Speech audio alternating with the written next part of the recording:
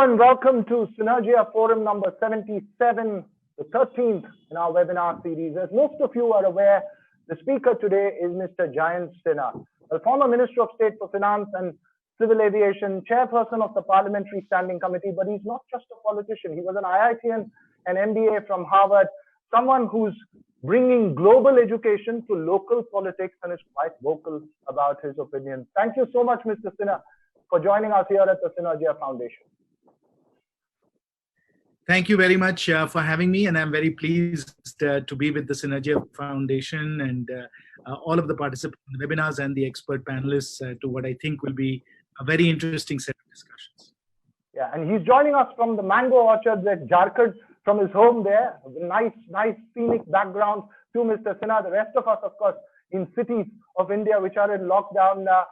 The topic that Mr. Sinha will be speaking about is something that he's written extensively about and something that's extremely important at the moment: how gated globalization will affect our world in a post-COVID world.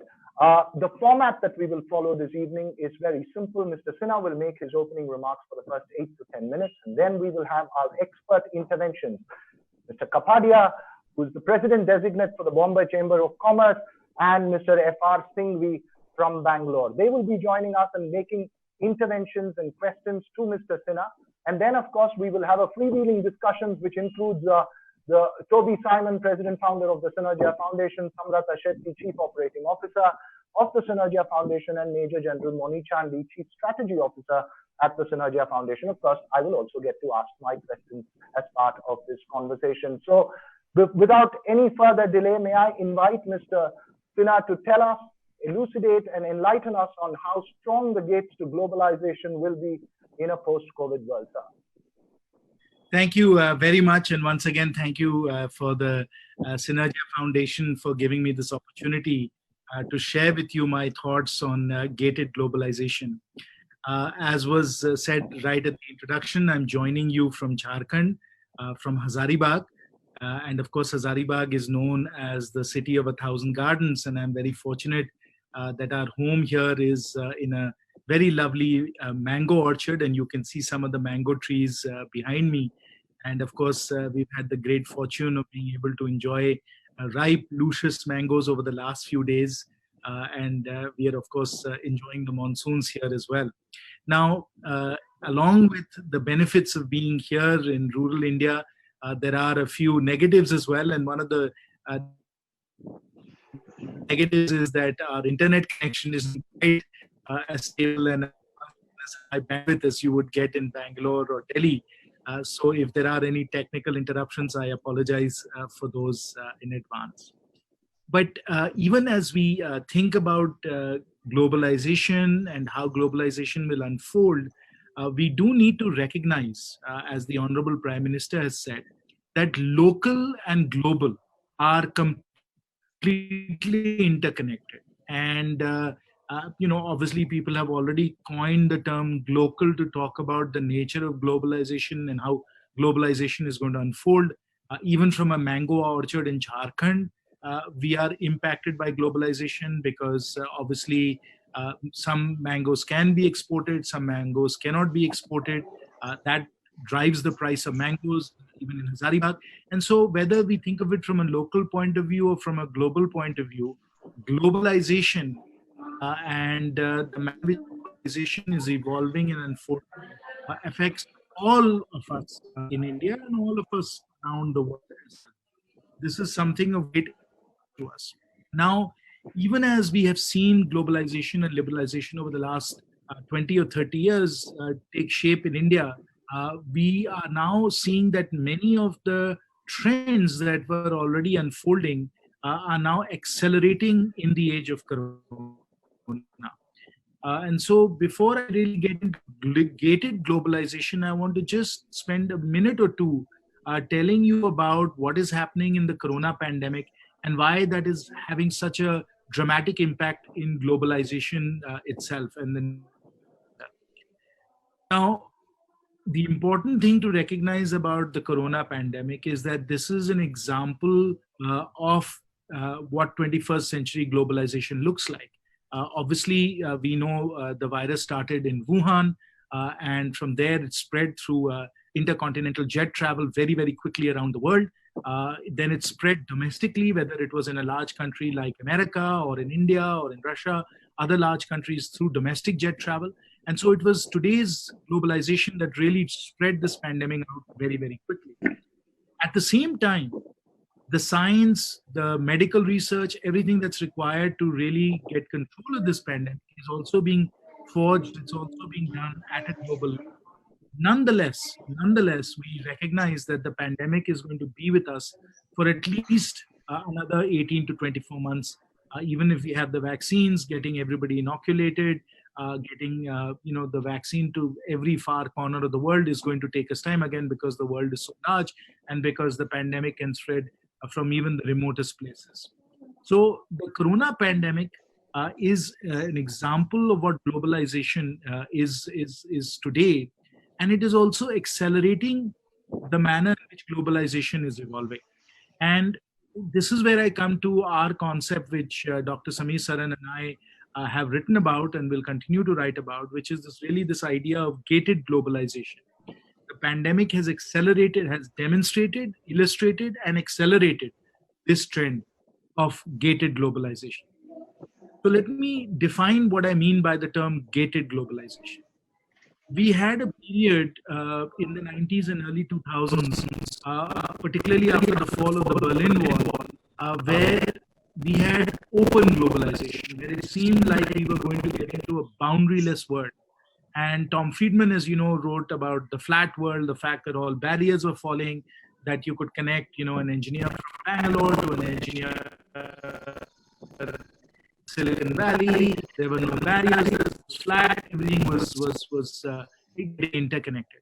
Now, that was the dominant thinking for some 20 years. In the last few years, that thinking has now begun to change.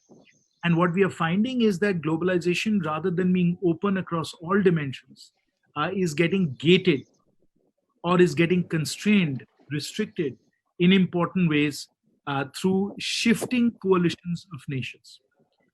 And let me explain that some more. What we are finding is that across some important dimensions, and there are 4 important dimensions I want to highlight. Number 1 is trade. Number 2 is capital. Number 3 is people.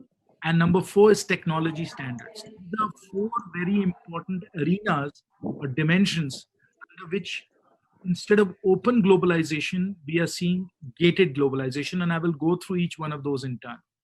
And in each one of these domains, in each one of these arenas, shifting coalitions of nations are evolving, which are allowing people into their gated community in certain ways and restricting other people from coming into these gated communities. And for a country like India or other important countries, it becomes a very difficult, multi-dimensional chess problem to decide which gated community to belong to, whether to be able to set the rules for that gated community, how to set the rules for that gated community.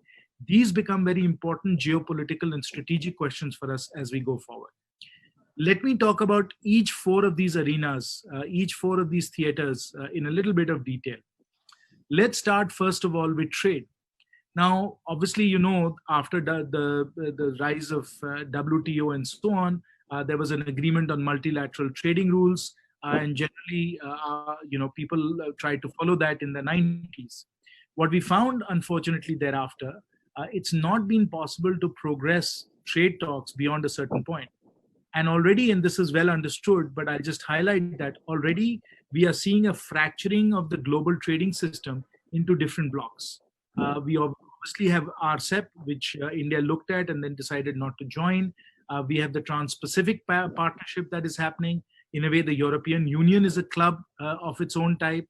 We have NAFTA, now renamed the North American Trade Organization. So different groups of nations are starting to join different free trade agreements or trading agreements and are joining these gated communities. Now, you could be a member of many of these gated communities. You can choose to be an architect of some of these trading systems. You can choose to stay out of them, as we chose to stay out of RCEP. So these become very important choices that you make, which have very consequences for industry and for self-reliance, that is, for different countries. So in the trading system, deciding which trading blocks to be a part of, how to set the rules for those trading blocks, what kind of relationships you have with your trading partners, bilateral, multilateral, all of that becomes very important. And then, of course, there's the whole question of what to do about WTO as well, which is largely at this stage not being very functional. So trade is a very important aspect of this. And certainly as we confront, the whole China situation, we have to decide how we deal with trade in that context as well. So that's the first arena that we have to think about in terms of gated globalization. The second arena is capital flows. Now, again, there was a period when we had rampant and free flow of global capital around the world. Obviously, we had then the South American financial crisis, we had the Asian financial crisis, we had the global financial crisis, and that has all resulted now in a set of important restrictions on the flow of capital. And again, their capital has to be differentiated between debt and equity. In India, we have a pretty open equity market, but we have a fairly restricted debt market in terms of how we restrict capital flows there. And different countries have made different decisions on FDI. They've made different decisions on public markets. They've made different decisions on debt instruments versus equity instrument, hybrid debt versus equity instruments. All of these is a matter of great debate in various countries. And if you are, for example, the European Union, you have a strong monetary union in terms of capital flows, but obviously a weak fiscal union in terms of how capital will flow and how public finance will get conducted. And of course, the Bretton Woods institutions, the World Bank, the IFC, and the IMF play a very important role thinking through the global capital flows. So capital, and that this is trillions and trillions of dollars that flows across the global capital markets every day, every year. These have important, very profound impact on the economies of different countries. So capital and the manner in which we restrict capital, we open up capital on the basis of bilateral or multilateral relationships is extremely, extremely important as well. Then we come to the third area, and the third area is, of course, people flows. And here again, we have seen that certain countries are open to the flow of people, whether it's Australia, New Zealand, Canada. Others have been fairly restrictive and are getting even more restrictive. We are seeing that with respect to the US, for instance. And here again, with Schengen as an example, certain clubs have formed where the movement of people is unrestricted. One of the very important reasons for Brexit was because the UK felt it couldn't be part of the free flow of people within, the European Union. So the movement of people, the migration of people is another arena, another theater under which we have to decide which clubs we want to belong to, which coalitions we want to belong to, and which coalitions we don't want to belong to. The H-1B visa, for example, for India is of vital importance. There are some 80,000 H-1B visas given every year, in which 75% are for Indians. And so the manner in which this relationship is managed between India and the US becomes crucially important. I'll come now to the final arena, which in some ways, particularly as the pandemic has taken hold and we are all working from home, and I'm here in Jharkhand, and we are doing all of this virtually, has become extraordinarily important, is in the area of technology and technology standards. Here again, different sets of standards are being created. And standards are being created, for example, as far as telecom infrastructure is concerned, the manner in which 5G is evolving, for instance. Data and data privacy standards are being set up. Obviously, you know about GDPR, the way it's been promulgated in the European Union, and is becoming a bit of a global standard. Standards around, for example, the use of biometrics, facial recognition, standards around the use of drones. All of these are important technology standards. Just the internet itself, for instance, is based on a set of agreed upon global standards. Without that, it's not possible. China, of course, has applied a whole series of firewalls so that there isn't free and open internet access in China. Different countries have different rules around internet as well. So all of these rules, all of these different firewalls set up different coalitions, different, gated communities around technology standards as well. I'll conclude now my opening remarks, and again, obviously happy to take questions. Once again, by emphasizing that from the era of open globalization that lasted for about 25 years or so after the fall of the Berlin Wall, we have moved increasingly to gated globalization. And in gated globalization, I see four very important arenas: trade, capital flows, people flows, and technology, where different standards, different rules are being set up, and different coalitions of nations are forming, different groupings of nations are forming. And for India in particular, we have to decide which gated community we belong to, how we shape the rules in those gated communities, and how we play the long game so that this really enables us to build our comprehensive national power, and we can play the preeminent Vishwaguru role in geopolitics and in the global economy, as we would all like to play, and of course, build a more peaceful and prosperous world for our citizens. So, thank you very much again for enabling me to give you my overview, my thinking around gated globalization. It was fascinating listening to you. I've read a lot of the articles that you have written with Dr. Saran, and it was very nice to have you elucidate and explain the subject matter that you pick up in your articles. I will refer to some of those articles and engage with you to sort of probe further into your thoughts on it. But first, I want to invite our special guests this evening. First, to Mr. Sudhir Kapadia, a national tax expert, and like a good taxman, he was making good notes of all the points that Mr. Sinha was speaking. Mr. Kapadia, your first intervention to what Mr. Sinha has laid down in front of us in the form of an observation, comment, or a question.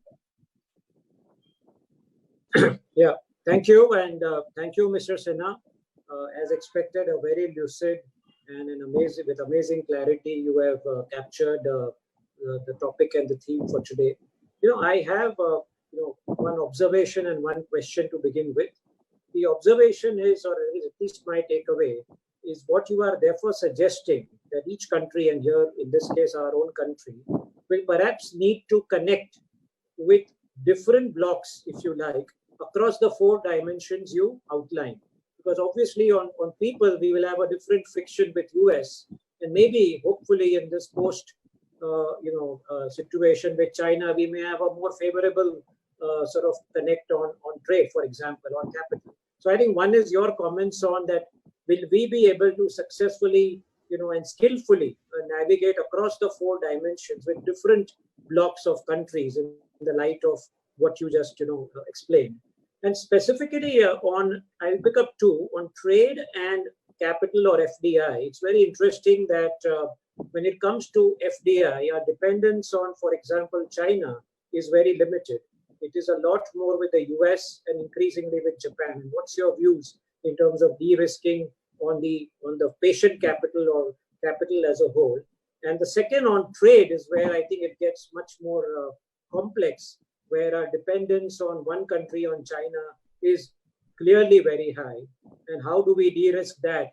And in that case, which are the groupings which you would think India should be looking at and do it very strategically rather than emotionally?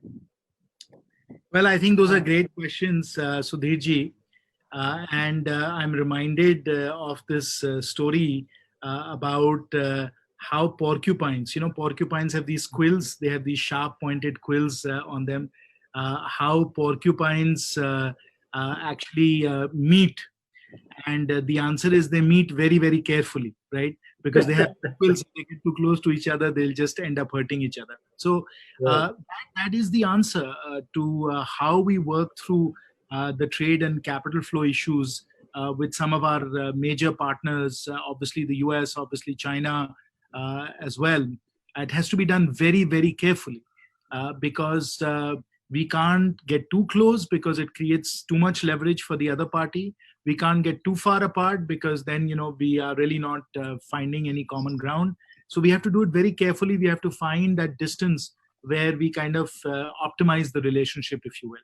And what gets even more complicated, and in a way we are seeing this firsthand right now with respect to the China situation, is that one dimension gives you leverage, gives you the ability to influence in the other dimension as well. So if you have strength in the capital dimension, which is what in a way China has been doing by investing in many of our unicorns and our startups and so on, and by bringing in FDI into India, that gives you, some leverage when it comes to your trade discussions, right?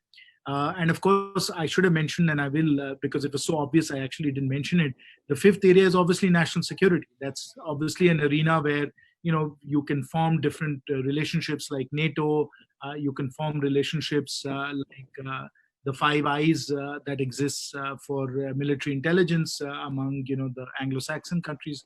So trade capital flows play a role with respect to your military relationships. Your military relationships then play a role with respect to your trade and capital flows.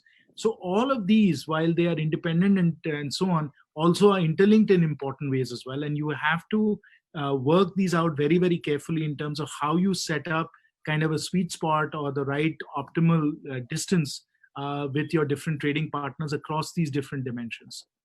So you have your trading partners on the one axis, you have these arenas on the other axis, and you have to play, as I said, this multi-dimensional chess game over time, thinking through how these different relationships are going to evolve. So no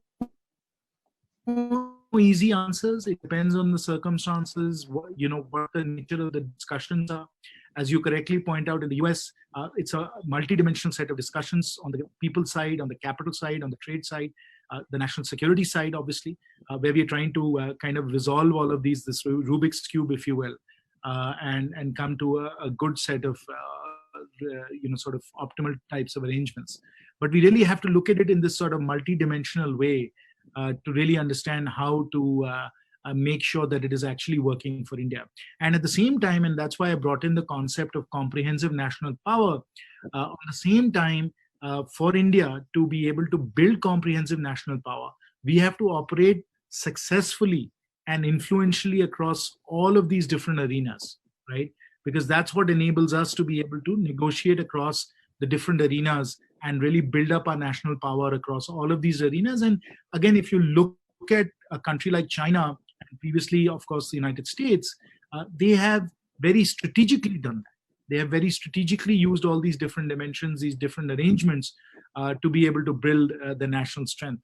I'll just conclude by telling you another interesting story, which is that you don't ask a fish how the water is, because the fish says, what is water, right? So there are certain things that are very much taken for granted. And in a way, the sort of American set of geopolitical arrangements in which we've all grown up. I myself have, of course, been educated in the US. I've spent 20 years in the US myself. What we don't realize when we look at the set of global arrangements that exist today is that they were very strategically set up by the US post-World War II. The Bretton Woods institutions, GATT, and then followed by WTO, NATO, the Quad, all of these have been arrangements that the US has very strategically and very deliberately architected. We live in that, goldfish bowl, if you will. We don't even know that we are swimming in the ocean that the US created, the pond that the US created. But that has been very strategically done by the US. It has created Pax Americana. It has created, a set of arrangements, a shifting coalition of relationships for the US that has really built up the US's comprehensive national power. And to match that, the Chinese now, instead of being a responsible stakeholder, is much more of a strategic competitor to the US. Instead of accepting Pax Americana and saying, I'm going to be part of that goldfish bowl, the Chinese are saying, you know what, I'm going to create my own goldfish bowl. I'll have my own fish swimming in that goldfish bowl, and it'll be a Pax Seneca, not a Pax Americana. And so that's the conceptual break that we are seeing. For them to build up their own comprehensive national power, they are creating their own set of arrangements, whether it's with the Belt and Road Initiative, whether it's with the other sort of arrangements that they're creating, their technology standards and so on. And so these global, globe-spanning arrangements are being created by these superpowers. And for India now, it becomes a very important question about how we navigate our way through this complexity. Right. Very interesting, Mr. Kapadia. I see. I take it from the look that you're satisfied with the answer to your question. Yeah, we can proceed ahead. There are issues on trade and all, but we can proceed ahead. We will get back to that in a bit. I have to get Mr. F.R. Singhvi, a man who's built a global world-class company right here in Bangalore, joint managing director of Sansera Engineering Limited. But before that, Mr. Singhvi, apologies. I just want to read a quote from Mr. Jayant Sinha's article in Economic Times, which he authored with Dr. Saran, and that sort of sums up the position that they were talking about. He says, in the context of a Pax Seneca versus a Pax Americana, he says, therefore, the next globalization era, increasingly underwritten by Beijing, may well be less free and less open than before. To balance China's global ambitions, nations may opt to trade with geographies and nations where political trust exists, thereby fragmenting supply chains. Governments will gatekeep flows of goods, services, finances, and labor when national strategic interests are at stake. Indeed, we should be ready for a new phase of gated globalization, even as the recovery and progress of the post-COVID-19 world will be worse for it. This is from his article in the Economic Times, which he had authored with Dr. Saran. Before I get the next intervention from Mr. Singhvi, I just want a very quick response.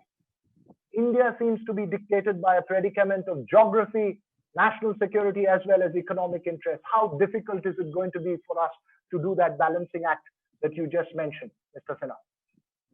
I wouldn't say it'll be difficult. I think we have to do it carefully. I think we have to do it in a judicious way. I think we absolutely have the ability, the strategic depth, and the state capacity to be able to do that. And I will say, of course, being a member of the BJP and being a fervent supporter of the Honorable Prime Minister, that we have very substantially over the last few years built up our state capacity so that we can, in fact, play this great superpower game. And the ability that we have built across these different arenas now will come in very handy as it's being put to test through the coronavirus pandemic and obviously the geopolitical situation that we are facing right now. But it has been very important, and we've done that very deliberately to build our state capacity to be able to do all of this.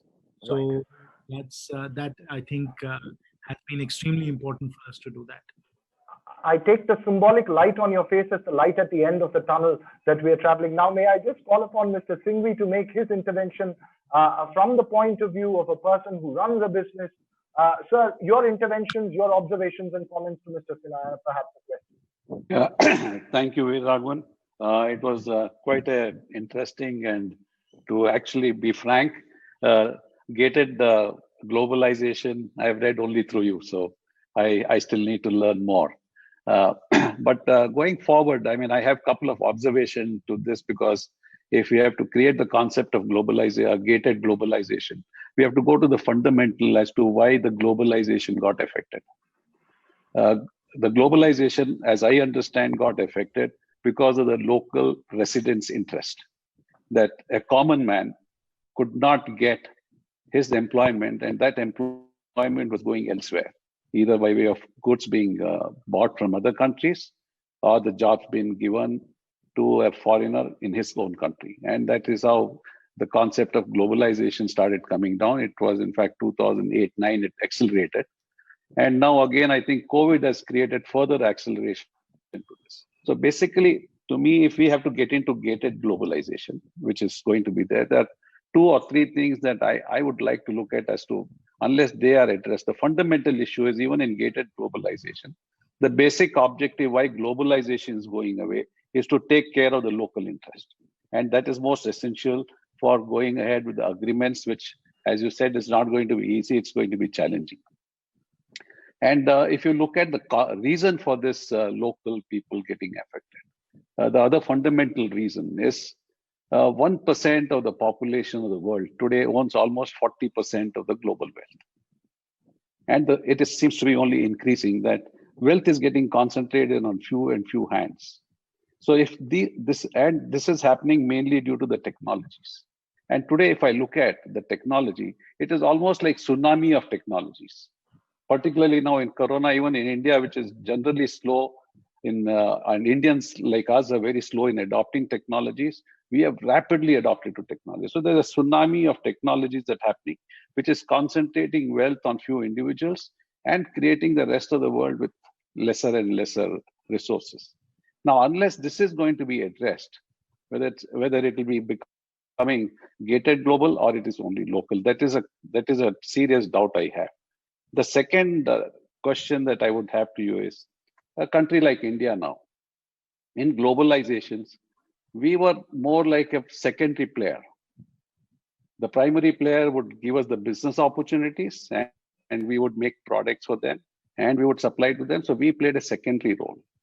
But in a gated globalization that you talk about, it will be more on a principle to principle basis.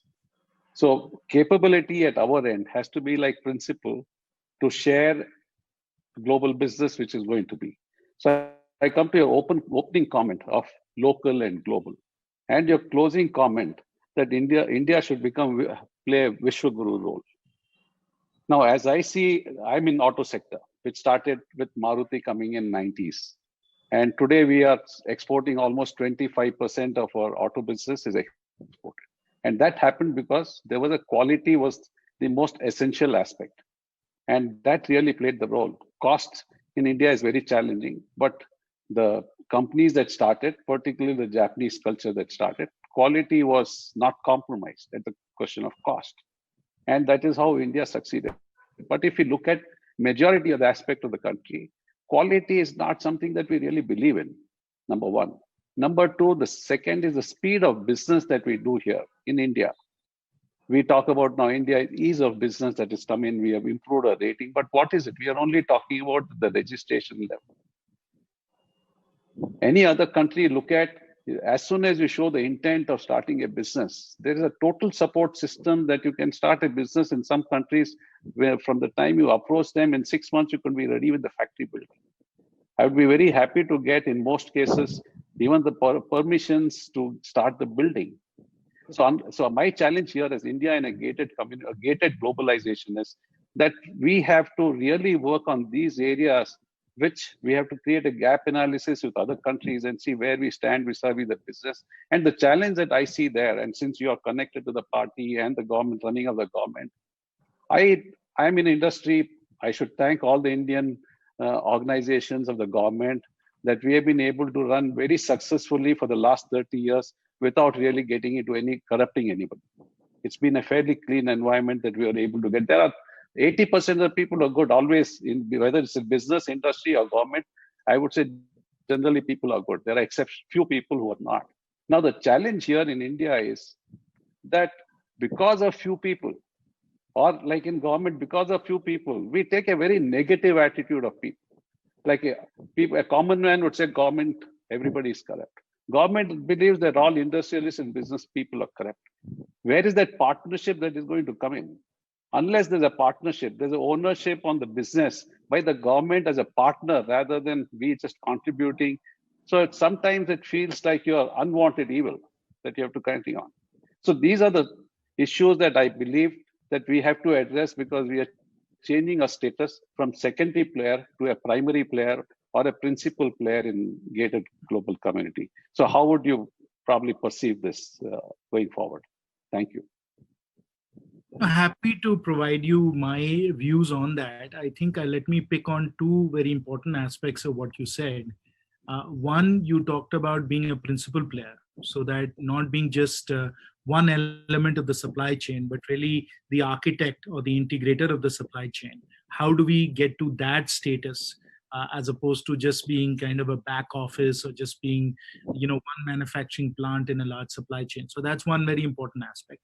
And then the other important aspect of what you've highlighted, which of course I agree with, is how do we get to the mindset that it is business that drives the economy, it's enterprise that drives the economy. Government, of course, doesn't drive the economy, but we have to get into that mindset where the state, the governance system understands that and fully appreciates that, and is a facilitator and a partner to enterprise, as opposed to seeing it, as you pointed out, as an unnecessary evil, or however people perceive it. But let me come to the first aspect, which is how do we become supply chain integrators as opposed to just one element of the supply chain. And that will come from making sure that our own domestic enterprises become more and more globally competitive, global champions, and you can of course see that in some industries already. That is certainly true in small automotive, where, for example, Maruti and so on, and of course our two-wheeler manufacturers have become supply chain integrators and big exporters. You can see that in pharma, again, where our companies have plants all over the world, but really are the integrators. You can certainly see it in IT services. We really have to make sure that our own domestic companies are very successful, and it is only through them that we can really aspire to becoming supply chain integrators and setting up supply chains around the world, with the vast majority of value being concentrated in India. So, for example, Apple, obviously, as it says, designed in California, manufactured in China. But when people have torn apart the Apple value chain, they found that the vast majority of the value is added in the US, not in China. So that's the way in which Apple has set up its supply chain. How we so that the laws obviously only have domestic companies do that. Like Unilever and so on to that. So that's one aspect of being an integrator. The second aspect of being an integrator, and that comes back again to your second question, is making sure that India as a place to do business is really outstanding. So people start businesses here. Sorry, can you hear me okay? Yeah. I think you can't talk about Apple sitting in a mango orchard. The internet connection acts up. So please go ahead. It's come back. That is exactly where India has to improve in every aspect that we start. Absolutely. I see no reason why the speed in India is so less when we have the same latest technology. Till you get good internet connection at Hazaribagh in Jharkhand, we are not going to. We are still a long way away. I can see my computer popping up saying your internet connection is unstable. Go ahead.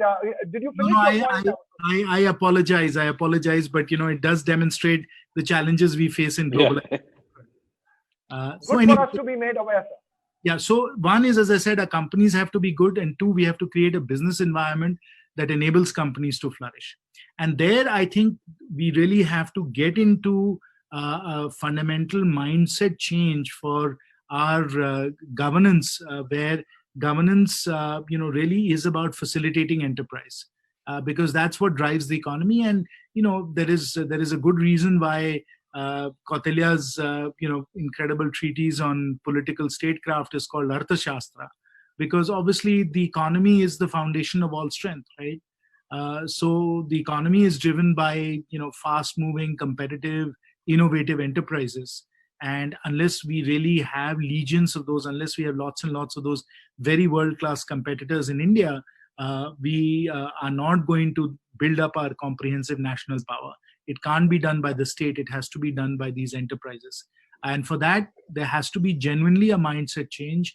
Of course, the Honorable Prime Minister, the Honorable Finance Minister have spoken about this at length and said we want to support and we want to really enable our innovators and wealth creators to succeed, because that's really the only way that we can build a comprehensive national power. And you can see that in the Honorable Finance Minister's announcement, where she said that apart from a few very select strategic sectors, every other sector is going to be thrown open to private enterprise. We've obviously gone to 74% FDI in defense as well. So wherever we can open up markets, wherever we can bring in world-class competitors, both domestic and foreign, in India, so that they can be supply chain integrators, our government is pursuing that. But that really is required. I totally agree with you. Thank you. May I just add on from an article that Mr. Sinha wrote, but in April 10th, 2018, sir, in Times of India, you write, and I'm quoting that because I think it's relevant to the question that Mr. Singhvi raised, and I'll add my question along. You say in your article on April 10th, 2018, that there is a vast and inevitable shift in employment patterns happening globally. People are moving from formal long-term employment to much more fluid, contingent employment. In addition, jobs are becoming highly knowledge intensive. This is your assessment in 2018. It is a very fair assessment of the situation from a generation. Difficult to understand how the next generation is viewing job titles and skills. But this change and the nature attitude towards employment was also driven by a globalization era, where you were not looking locally for jobs, you were looking globally for jobs. Mr. Singhvi, as somebody who's in the industry, as well as to Mr. Sinha, when we talk of mindset attitudinal shift, we are talking of attitudinal shift back at the wheel level. I mean, we're thinking of a completely reimagining the way we looked at, because ultimately education and skill sets that people developed were towards employment, and those were determined by a globalized economy. How is it going to change, and how long will it take for us to reorient an entire population, such as India, towards the new realities of gated globalization, perhaps more intensified in a post-COVID world? I just want to quickly get your comments, Mr. Sinha, and then from a practitioner's point of view from Mr. Singh.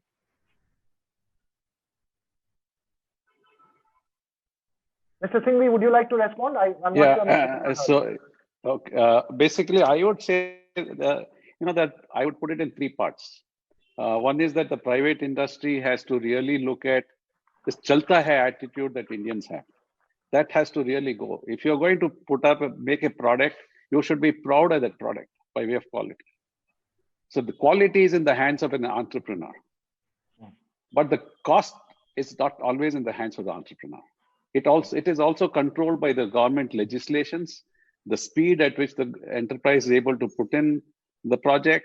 There are other indirect costs like energy costs, the land cost, the interest cost. All these are beyond the control of the entrepreneur. So for costing, it's a joint exercise that both have to do and work out that we become globally competitive. And that is how we are going to get good quality from the entrepreneur, a joint effort by the government and the entrepreneur to create a cost model that we become optimized costs where the volume will come in. But the most important aspect I see for both these to work in, I see a biggest challenge in India is not government, it is not industry, not globalization. Our biggest challenge is regulations implementation. We bring in plethora of legislations. And what really happens is we get into the cogwheel of legislation because we are not able to really punish people. You cited Arthashastra. In Kautilya's Arthashastra, they said if one person is prosecuted, 1,000 people will get set right. They will become proper. In India, the legal system is such that it takes on years for a case to be decided. By the time witness and evidence are gone, how many people really get punished for the crime they've done, whether it's economic punishment, economic offense particularly. So when the legislation is there very strong, but regulation is not there, the regulation doesn't really play a role. So we need to bring in a simple legislation, very simple that a normal, common, honest man can follow. And a person who doesn't follow is punished immediately at the earliest. And that will bring in really the change. Right. And that is the biggest change I think India needs. And that doesn't need too much of money. It needs basically the mindset change and the infrastructure at the judge level, court level. Right. Mr. Sinha, quick comments on how we're going to make sure there is an attitudinal shift in terms of developing a skill set, creating a population with a skill set to adapt to a gated global world.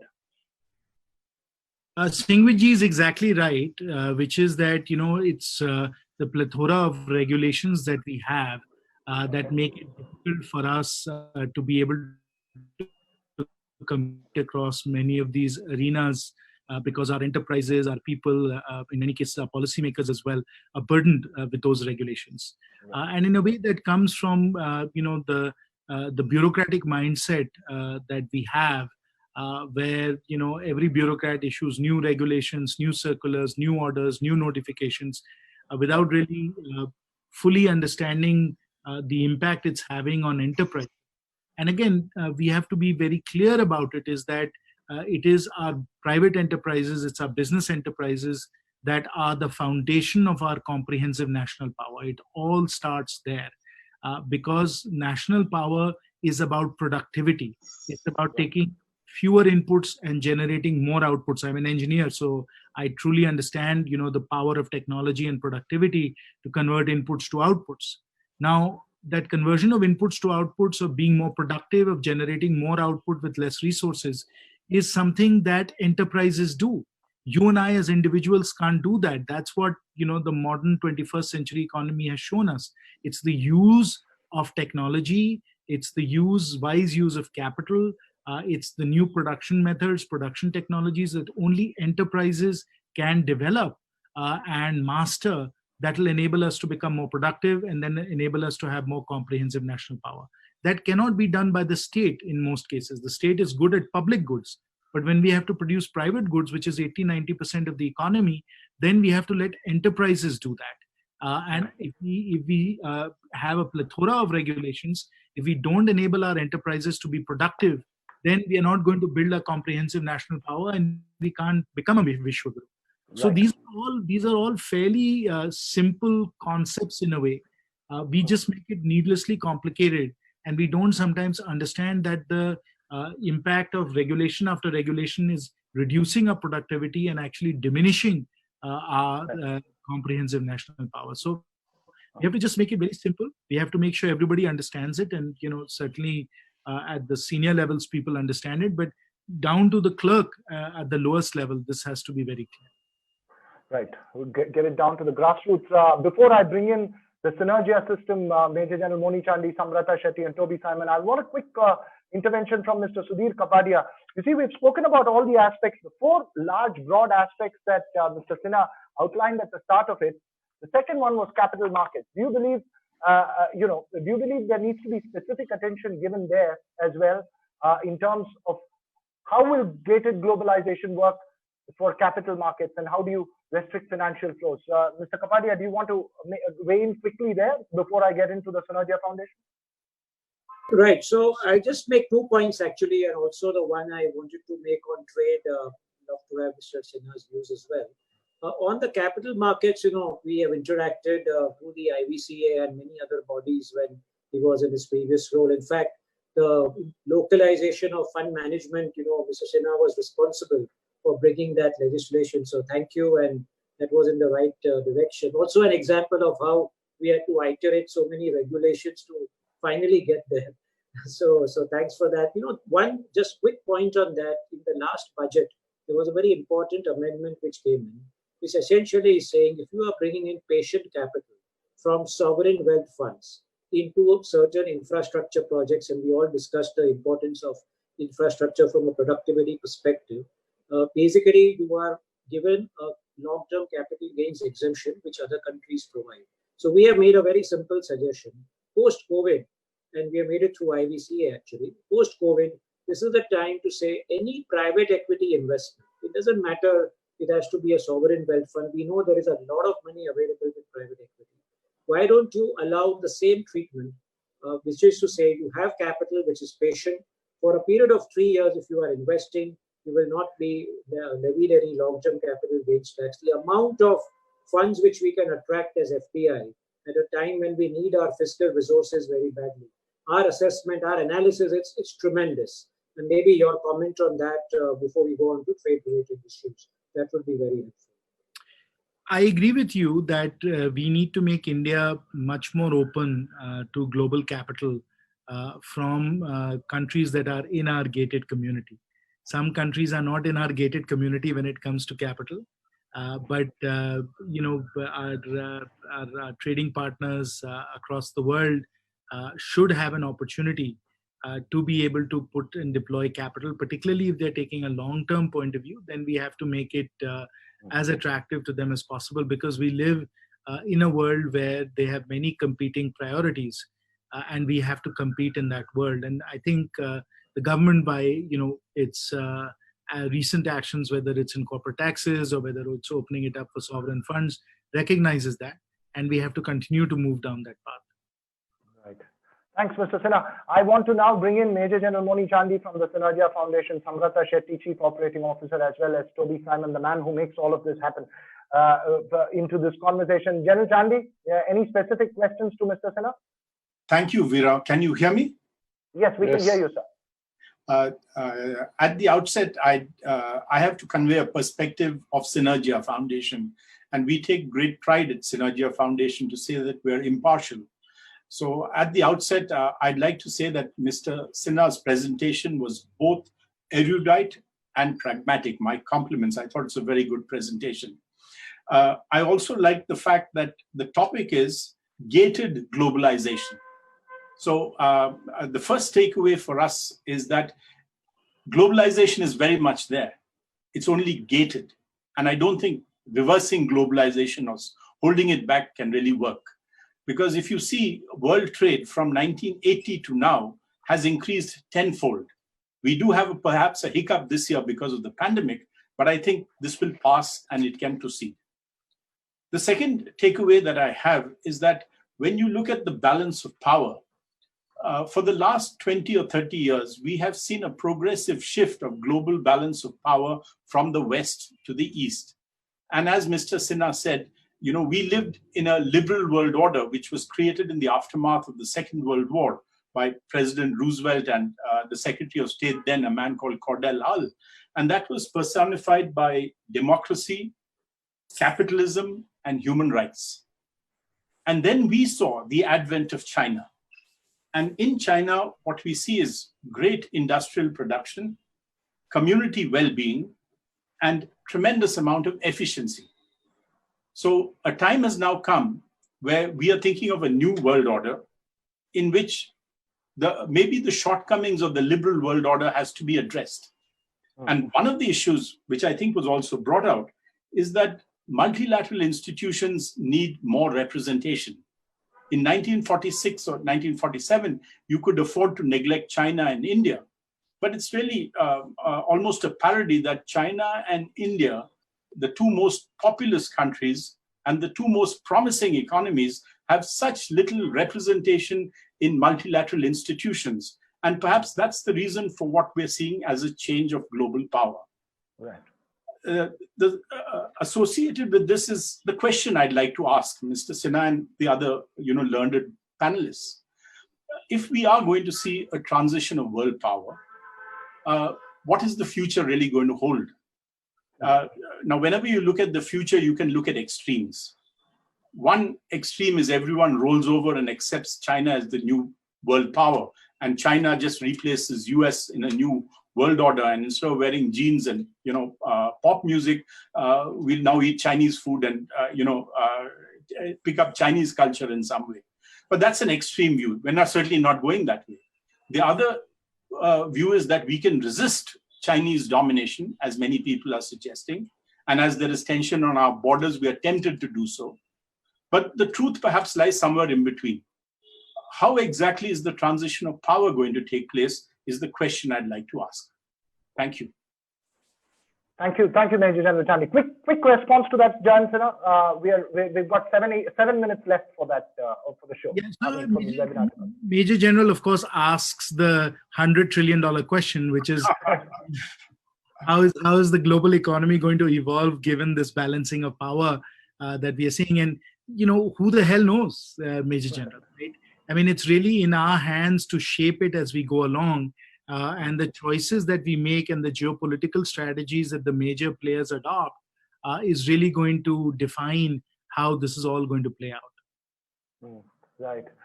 Well, yes, no answers to that, General Chandi. Like the questions you asked us at Synergia Foundation, we don't have answers to.